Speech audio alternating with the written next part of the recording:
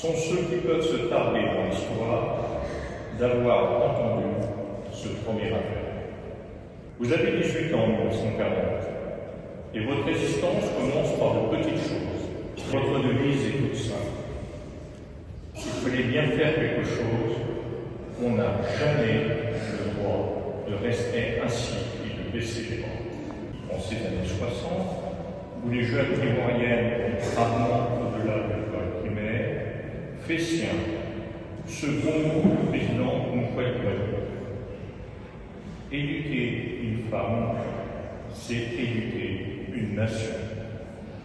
Votre existence, comme les nôtres, est scandée par les appels. Mais votre honneur est d'avoir su les entendre et les suivre. Et votre parcours nous aide à discerner dans nos quotidiens parfois encombrés quels appels sont les nôtres, quelle impérieuse nécessité de l'histoire ou de la conscience devons suivre. Vous avez choisi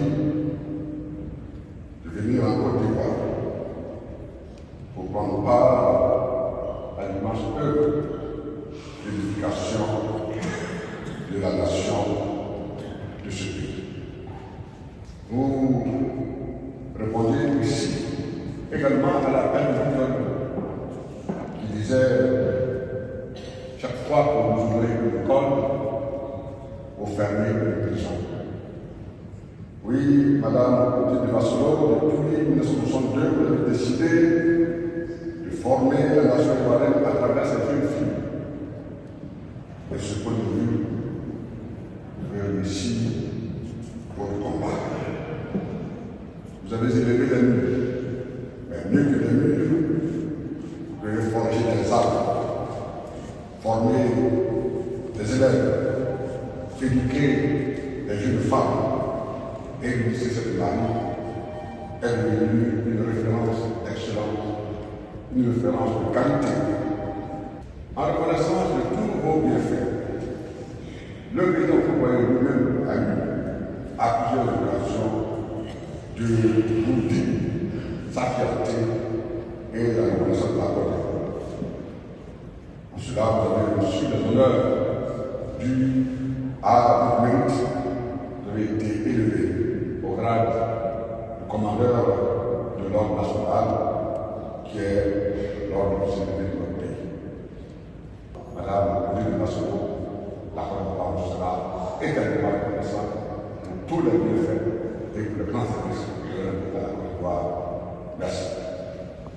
Merci, Odile, de ta générosité et de ta joie, même à travers un caractère très personnel.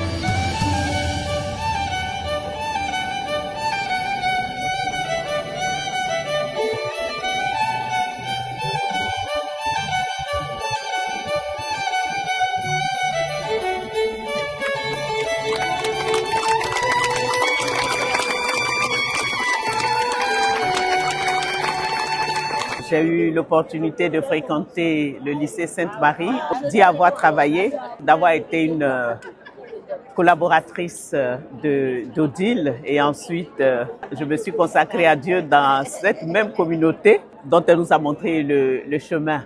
Alors c'est avec beaucoup de reconnaissance que je suis là, et ainsi que d'autres anciennes de Sainte-Marie d'Abidjan pour dire toute notre gratitude à cette grande dame de foi, à cette grande combattante de la liberté, à toute cette vie donnée pour la jeunesse, pour la formation et l'éducation ici et en Côte d'Ivoire.